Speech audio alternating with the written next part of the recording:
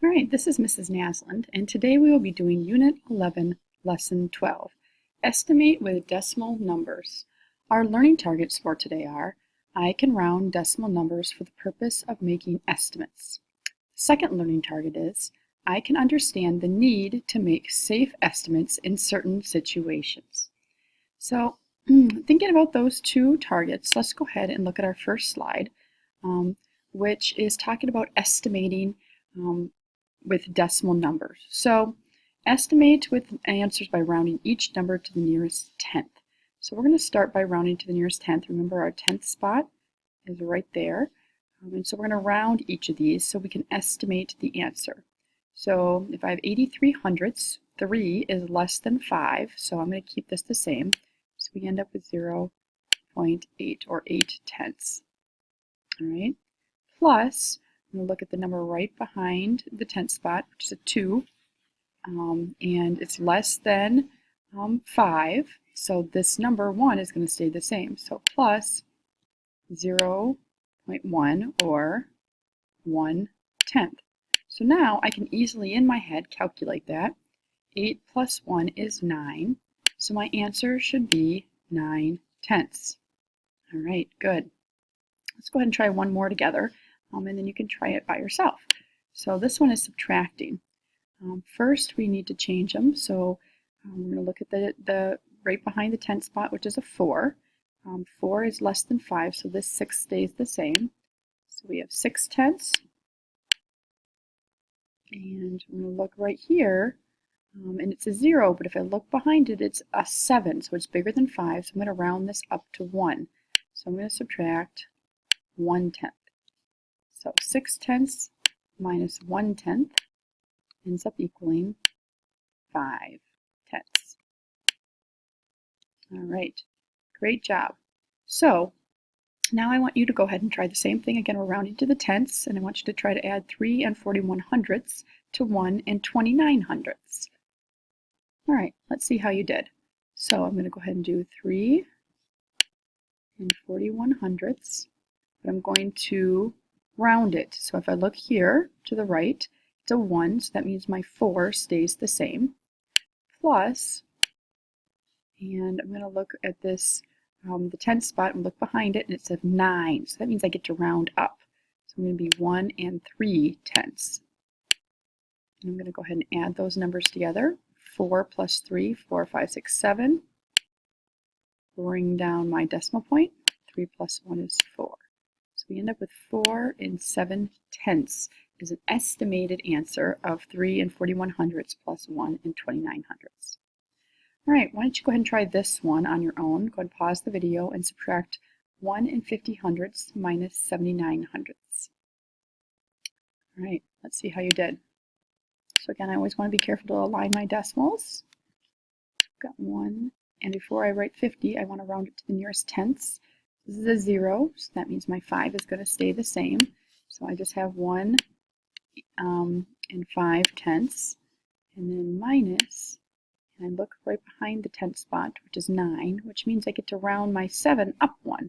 So minus 8 tenths. Now, you probably ran into this when you solved it. You can't just subtract 5 minus 8. I have to borrow. Make this a 0. 15 minus 8, which gives us 6. And then we're going to bring down the decimal, and we get 0. So we end up with an estimation of 6 tenths. So again, a lot of times when you're estimating, you're going to round the number, and then go ahead and estimate the answer. Let's try a different way of solving rounding in a different way. We're going to look at a table this time. It says, the table shows how much money Jamal earned this month selling newspapers. Use the table to answer the questions below. Number 9, estimate Jamal's total earnings by rounding to the nearest $10. So not just to the nearest dollar, but the nearest $10. So first, we have to round all of these. So the $10 here is 19. I'm going to look at the number behind it, which is a 6, which means I get to round this up to a total of $20. All right. Now this one is a little bit more tricky. It's $8. It's not to the nearest tenths, But if I look behind here, we're looking at it, and if I look at the 10 spot here, which is 0, look behind it at the 8, it's bigger than 5, so I get to round it up. So I'm going to actually round it to $10. And then we've got $28. I look behind it and there's a 9. So I'm going to round that up, or look behind the 2 at the 8 here. And that's higher than 5, so I'm going to round that up to 30. And then lastly, we've got $10. I look behind it and it's a 0, so I don't get to round that one up. I get to keep that at 10. So now, once we have all that, we're gonna add those together. So 30 plus 20 is 50, 60, $70. So I'm going to estimate that his total earnings are around that $70 mark. Now, number 10 says, how much money more did Jamal make in week 1 than in week 2? Estimate by rounding to the nearest dollar this time. So instead of $10, I'm going to go to the nearest dollar, and I'm just looking between week 1 and week 2. So we're going to look at the nearest dollar, so it's a 9. Look right behind it. It's a 6, so it gets to go up. So now that's going to become 20. And I look at the dollar place, look behind it, it's a 9. So it's going to become 9. And they want to know the difference, so I'm going to actually have to subtract 20 minus 9. It's not very lined up here, so let's move that over. 20 minus 9. And we'll go ahead and subtract that. And we end up with a 1 and a 10. So 10 minus 9 is 1, and 1 minus 0 is 1. So we end up with $11. So he earned about $11 more the first week than he did the second week. All right.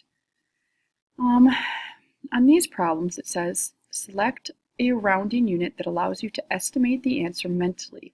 Write your rounded problem and estimate your answer. So we'll do a couple together, and then I'll let you try it on your own. So I want to round this to something that makes it really easy for me to add.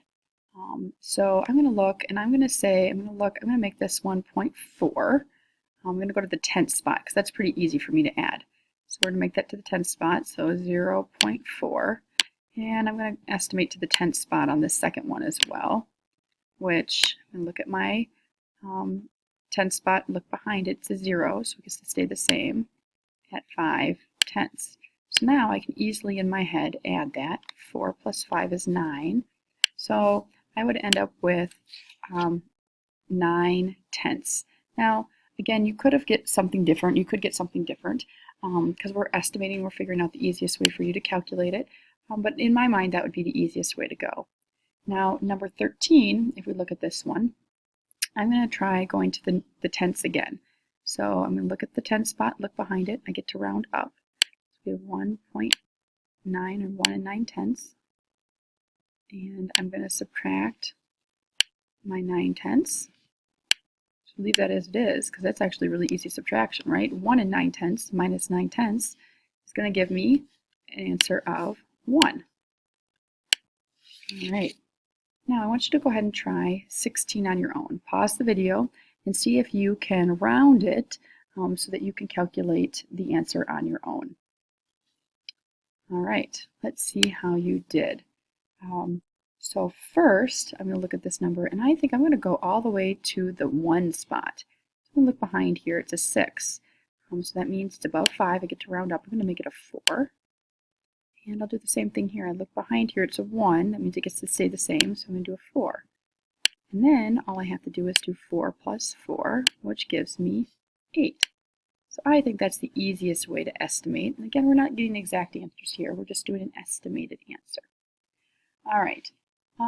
Let's go ahead and try this one on your own as well. So go ahead and try 17 on your own. Estimate the answer with rounding. All right, let's see how you did. So when I look at this, think, you know what? I'm just going to estimate it to the nearest tenth. So I look behind me. It's a 9, meaning I get to round up. So I end up with 2 7/10 plus 3/10. And then when I add those together, 7, 8, 9, 10, I end up with a total of 3, right? So I end up with a total of 3. Great estimating. All right. Now we have a couple word problems to solve, and then we'll be done with this unit, or this lesson. So it says the length of each side of a square is 8.6 meters. Estimate the total length of the fence. So when I look at this, I think, you know what, I'm going to try to go to the whole number, 8.6. So I look at the 8, I want to go behind it, it's a 6, which means I get to round up. So I'm going to round it to a 9. And we know that in a square, there are 4 sides. So I'm going to say 9 times 4, which gives me a total of 36. So our estimated answer is 36 meters of fence are needed in order to complete the fence. All right, good. Now I want you to go ahead and try this last one on your own. It says Kimo bought 2 jars of juice. One jar had 52 hundredths liters of juice. The other jar had 1 liter of juice. Estimate the difference in liters between the jars. So again, look for those keywords. They want the difference of them, and you're gonna round these to make it easier to calculate. So go ahead and try to solve it. Let's see how you did. All right, well, I'm going to leave the 1 liter by itself because that's an easy one. Okay, so I've got 1 liter here, and I've got 5,200. So I'm going to try to round this to the tenths. So I'm going to look behind it. It's a 2, so I'm going to keep it the same, and I'm going to make it 5 tenths. So now I'm doing 1 minus 5 tenths, and I can't subtract, so I'm going to put a 0, make this a 10. 10 minus 5 is 5. Bring down my decimal point, and I end up with 5 liters of juice is my estimated difference between the two. All right, great work. Today we talked about how to estimate with decimal numbers and choosing how to make a safe estimate when you're estimating your numbers. Great work.